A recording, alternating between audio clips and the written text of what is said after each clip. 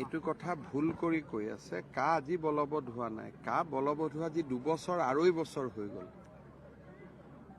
আজিতো নতুনকৈ একো লোকসভা ৰাজ্যসভাত হোৱা নাই। কা বলবৎ হোৱাটো এটা পুৰণি খবৰ। ইয়াত এইটো একো নতুন খবৰ নাই। এতিয়াৰ পৰাই যিসকলে ভাৰতীয় নাগৰিকত্ব বিচাৰে আজিৰ পৰা তেওঁলোকে আবেদন কৰিব পাৰিব। আবেদন কৰিলে আমি গম পাই যাম লাখ লাখ নে হাজাৰ হাজাৰ। মইতো প্ৰথমতে কৈছো যে NRCত আবেদন কৰা লোকক বাদ দি এজনো বাহিৰৰ মানুহ অসমত আহিব নোৱাৰে। আৰু এমাহৰ ভিতৰতে কাৰ কথা সঁচা ওলাই যাব। পৰ্টেলতো এতিয়া আবেদন কৰিব লাগিব। আজি ইমান দিনে যিবিলাক কৈ আছিল লাখ লাখ মানুহ সোমাব, এতিয়া তেওঁলোকৰ কথা সঁচা হ'ব নে আমাৰ কথা সঁচা হ'ব অসমৰ মানুহে প্ৰমাণেই কৰিব পাৰিব। নাই, চব কোৱাটো হৈ গ'ল। আমি যিমান ক'ব লাগে ক'লো। এতিয়াতো প্ৰমাণৰ সময় আহি গ'ল। এতিয়াতো পৰ্টেলটো ইণ্টাৰনেটত থাকিব। সকলোৱে পৰ্টেলত আবেদন কৰিব পাৰিব।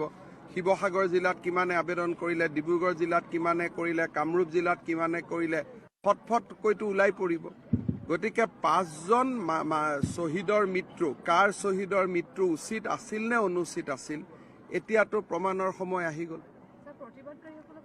নাই, মইতো প্ৰতিবাদকাৰীসকলক সন্মানেই কৰোঁ। কিন্তু এতিয়াতো সকলোকে মানুহে সুধিব নহয় যে লাখ লাখ সংখ্যাটো ক'ত গ'ল। এতিয়াতো আজিৰ পৰা আবেদন আৰম্ভ হৈ গ'ল। গতিকে এতিয়াতো গম পাই যাব যে আবেদন কৰিলে কিমানজনে আবেদন কৰিলে। ইয়াত যিটো এটা কৈ আছিল না 20 লাখে আবেদন কৰিব, 15 লাখে কৰিব, এতিয়াতো সকলোৱে সকলোকে জবাব দিব লাগিব। মইতো জানাত শিৱসাগৰত 10 জনেও আবেদন নকৰে।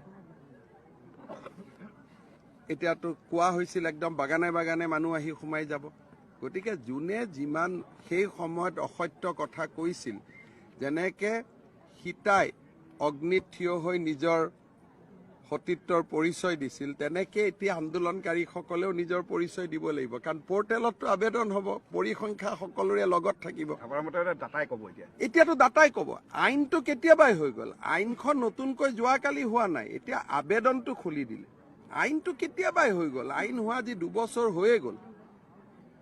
আৰু মানুহে আইন হোৱাৰ আগতহে আন্দোলন কৰে। আইন হোৱাৰ পিছত আন্দোলন কোনে কৰে?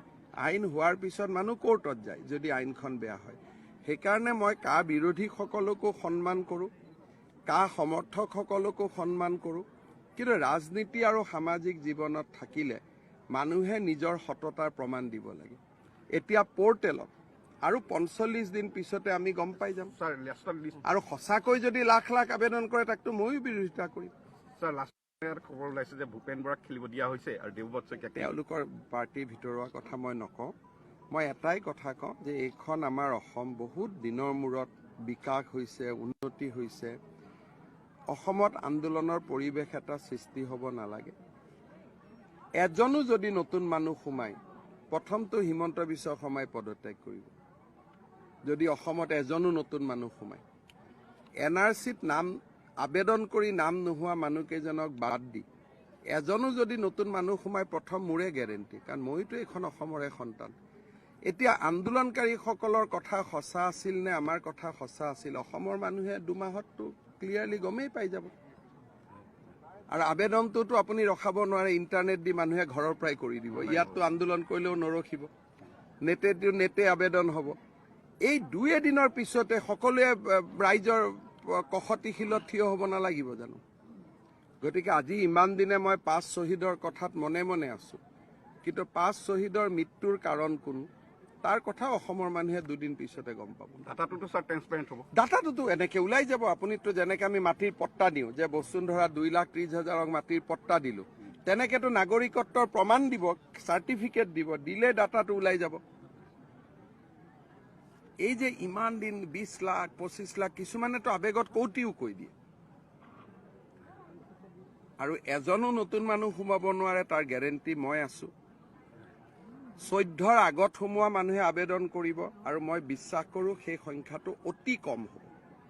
অসমত কোনো এইটো চিন্তাৰ কোনো কাৰণেই নাই। যিমান ডেইলি মানুহ জন্ম হৈ আছে কাৰোবাৰ পৰিয়ালত 11 জন 12 জন 13 জন, তাৰ তুলনাত এইটো একোৱেই নহয়। সেইটো কাৰণে অবাবত আন্দোলন কৰিব নালাগে।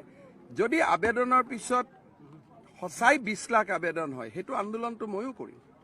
আপোনাৰ মতে কিমান হ'ব পাৰে আনুমানিক? একদমেই কম হ'ব। কোন মানুহে নিজক বিদেশী বুলি গৈ আবেদন কৰিব কওকচোন। মোৰ ক'ৰবাত সমষ্টিত 2000 আছে, ক'ৰবাত বৰাকত অলপ বৰাকত বেছি হ'ব পাৰে, 50,000, 60,000, 80,000 বৰাকত হ'ব পাৰে। ব্ৰহ্মপুত্ৰ উপত্যকাতনো কোনে গৈ নিজে নিজে ক'ব যে মই বিদেশী হয়, মোক নাগৰিকত্ব দিয়ক?